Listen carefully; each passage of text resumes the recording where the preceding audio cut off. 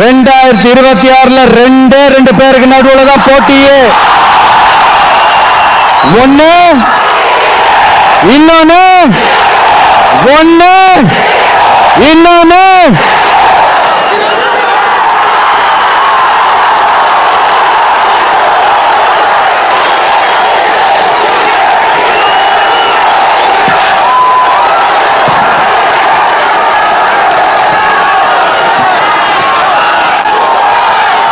இந்த பூச்சாண்டி வேலையெல்லாம் காட்டுறதை விட்டுட்டு தில்லா கெத்தா நேர்மையா எலெக்ஷனை சந்திக்க வாங்க சார்.